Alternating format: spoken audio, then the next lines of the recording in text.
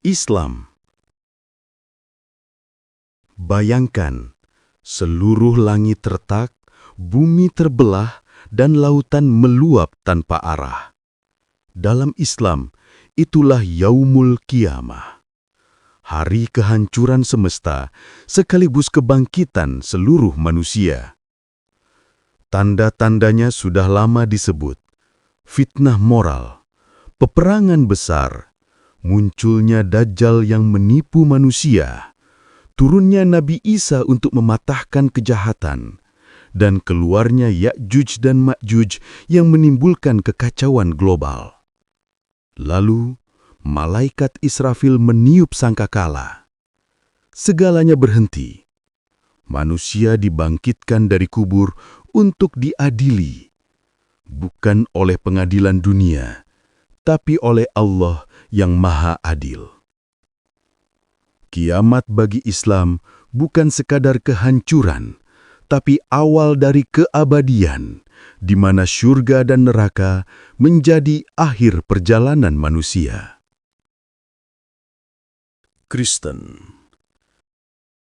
Dalam kitab Wahyu, akhir zaman disebut dengan satu kata yang mengguncang, Armageddon, tempat pertempuran terakhir antara Yesus Kristus dan Sang Antikristus di lembah Megiddo. 7 sangkakala malaikat menandai deretan bencana, wabah, kelaparan, dan kehancuran global. Langit terbuka, bumi terguncang, dan laut berubah menjadi darah. Namun, di tengah kegelapan itu, cahaya surgawi turun. Kristus datang kembali membawa penghakiman terakhir. Bagi umat Kristen, kiamat bukan hanya tentang kehancuran, tapi janji akan Yerusalem baru, tempat semua jiwa yang setia hidup kekal bersama Tuhan. Hindu. Dalam ajaran Hindu, kiamat bukan akhir, melainkan siklus abadi.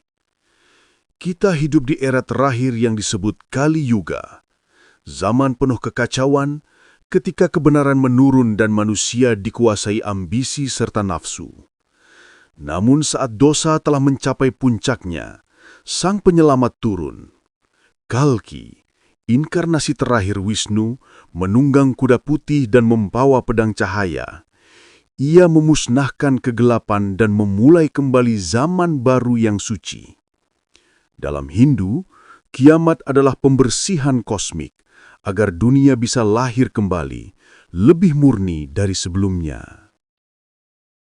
Buddha. Dalam pandangan Buddhis, dunia tak berakhir dengan ledakan, melainkan dengan pelupaan ajaran. Kita hidup di era yang disebut Mapo, zaman kemerosotan Dharma. Manusia makin serakah, kebijaksanaan lenyap, dan penderitaan menjadi keseharian. Namun ketika dunia nyaris tenggelam dalam keputusasaan, datanglah Buddha Maitreya, sosok masa depan yang membawa ajaran baru. Ia menyalakan kembali cahaya pencerahan dan mengubah kegelapan batin menjadi kedamaian sejati. Kiamat dalam Buddha bukan kehancuran bumi, tapi kehancuran moral manusia yang akan diperbaiki oleh kebijaksanaan ilahi. Mitologi Nordik. Bagi bangsa Nordik kuno, akhir dunia disebut Ragnarok, yang berarti takdir para dewa. Pertempuran besar antara Odin, Thor, Loki, dan para raksasa api. Langit terbakar, matahari padam, dan bumi ditelan laut. Namun, dari abu dan api itu, bumi baru muncul kembali, hijau, damai, dan dihuni oleh 2 manusia yang selamat. Ragnarok adalah tragedi sekaligus harapan, bahwa bahkan para dewa pun bisa binasa, tapi kehidupan akan selalu menemukan jalan untuk lahir kembali. Yahudi. Dalam tradisi Yahudi, akhir zaman bukan kehancuran total, tapi perubahan besar menuju kesempurnaan. Setelah masa penderitaan panjang dan perang besar, Mesias yang dijanjikan akan datang. Ia memulihkan keadilan, menghentikan perang, dan menghidupkan kembali orang-orang saleh. Dunia diperbarui, bukan hilang, tapi menjadi olam haba, dunia baru di mana Tuhan hadir di antara manusia. Kiamat bagi Yahudi bukan ketakutan, melainkan transformasi menuju dunia penuh cahaya dan kedamaian.